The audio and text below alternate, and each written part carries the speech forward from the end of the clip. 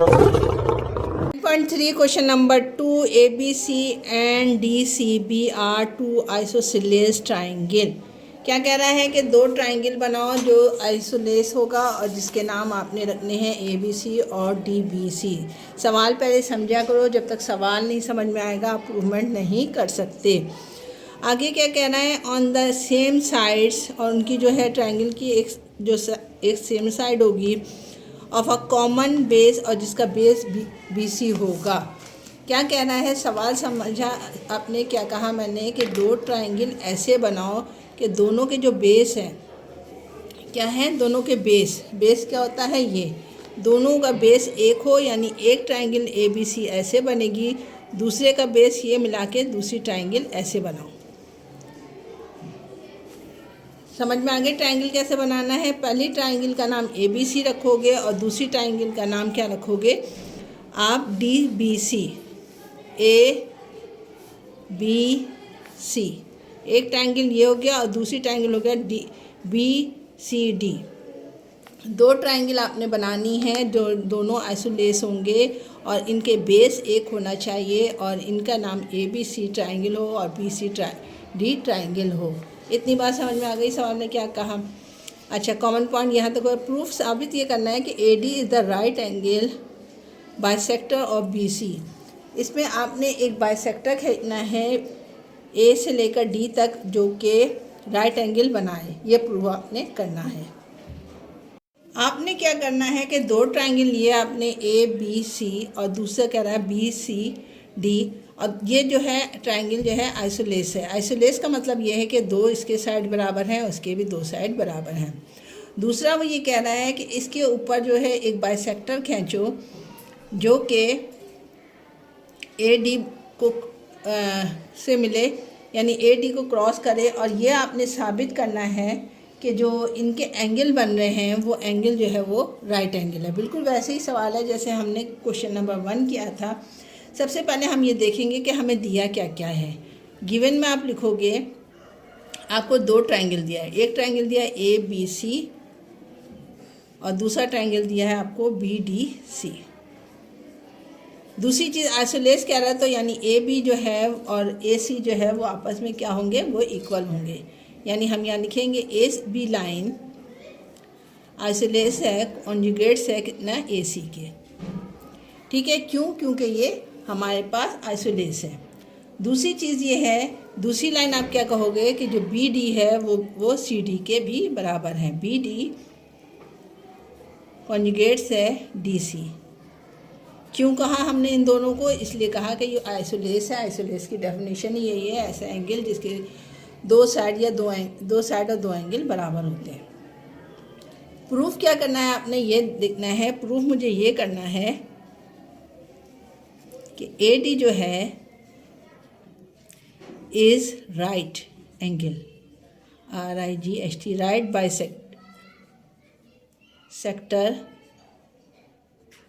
Of BC। साबित ये करना है कि जो AD है वो BC को जो है इस पर 90 का एंगल बना रहा है। ठीक है, ये आपने साबित करना है। किस तरीके से हम करेंगे, यहाँ पर हम जो है वही लिखेंगे, यहाँ पर स्टेटमेंट,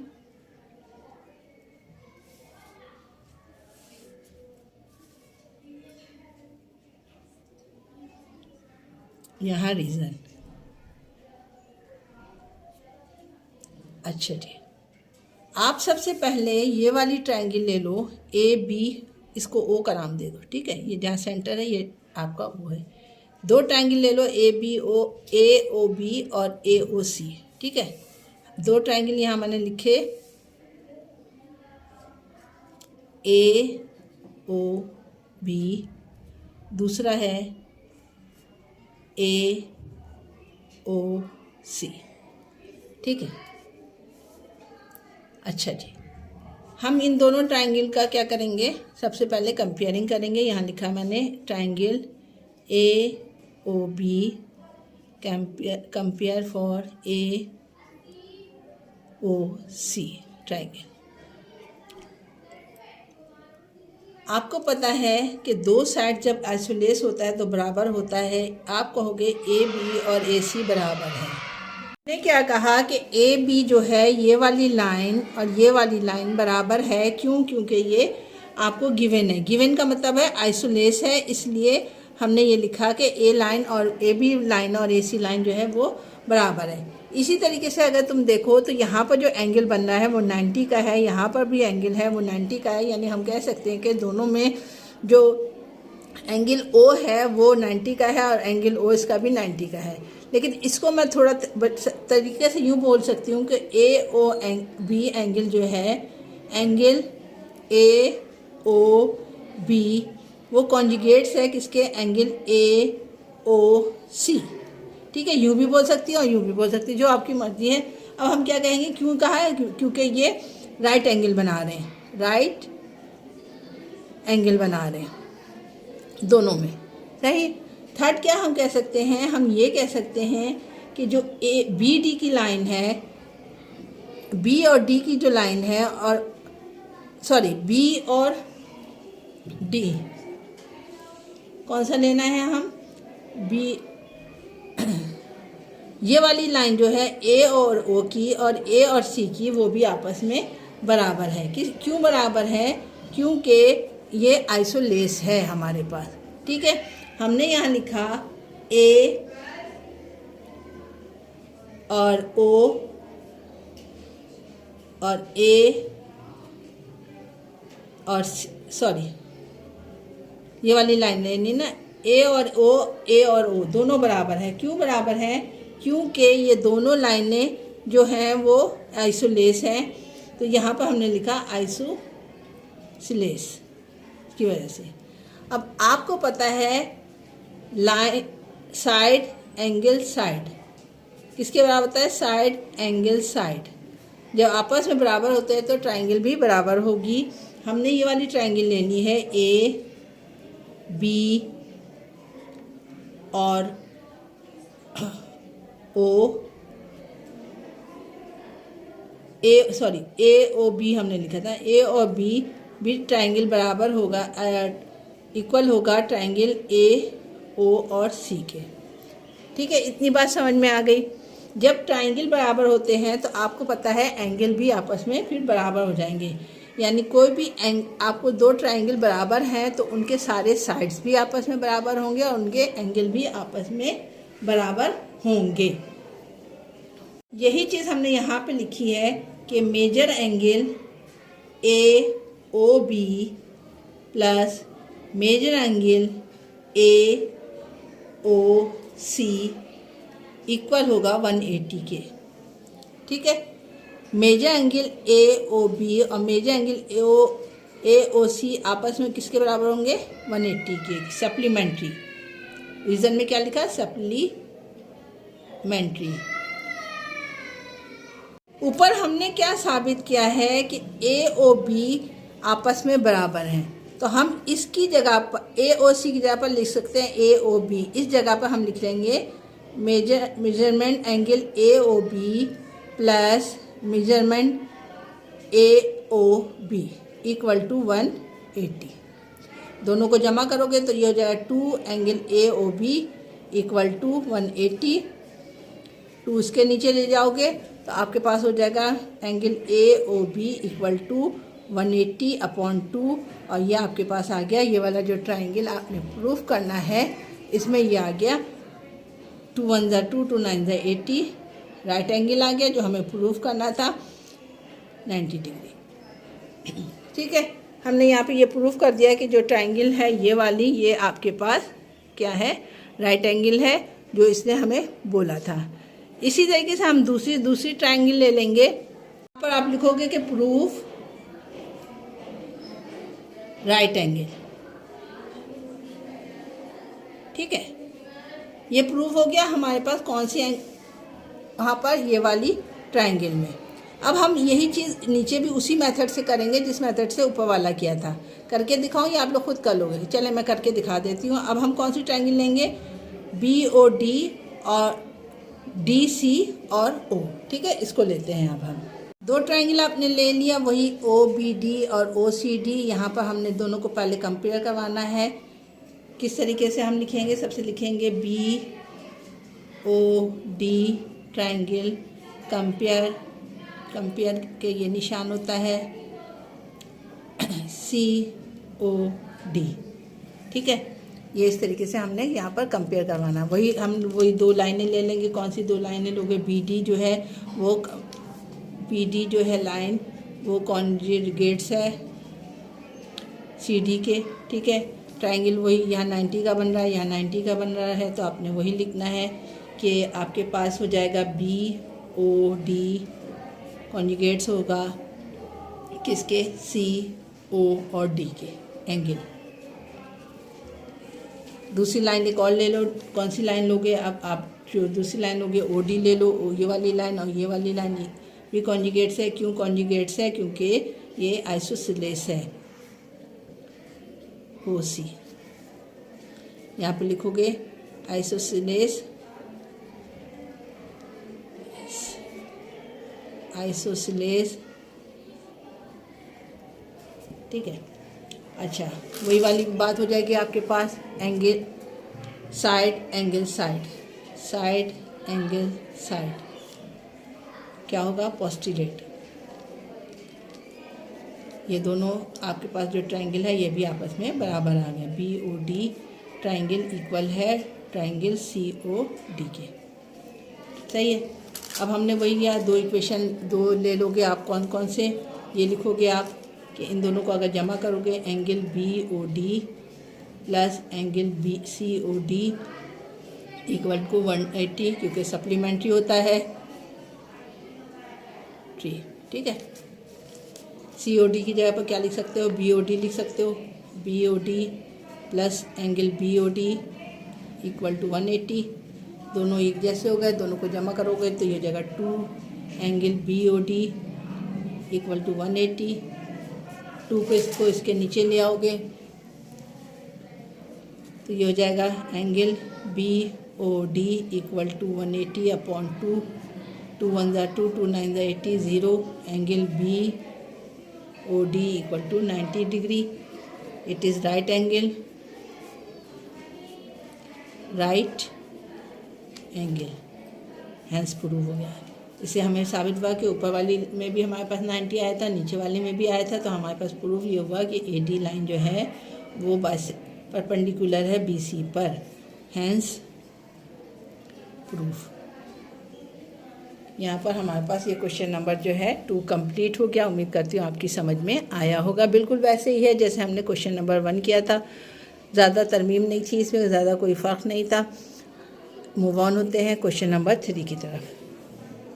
3 का लास्ट क्वेश्चन है P Q R S is the square. अब यहाँ पर हमें ट्रायंगल की बात नहीं कर रहा बल्कि स्क्वायर की बात कर रहा है। एक ट्रायंगल बनाओ जिसमें X Y sorry P Q R S हो, ठीक है। आपने इसको एक ट्रायंगल बनानी है और फिर क्या कह रहा है? X Y and Z are the midpoint, और एक्स वाई जेड जो है इनके आप क्या बनाओ? मिड पॉइंट बनाओ। किस तरीके से मैं बता देती हूँ आपको। सबसे पहले मैं एक आपके पास बनाया मैंने बनाया यहाँ पर एक स्क्वायर। ये स्क्वायर आपको नज़र आ रहा होगा आपकी स्क्रीन पर।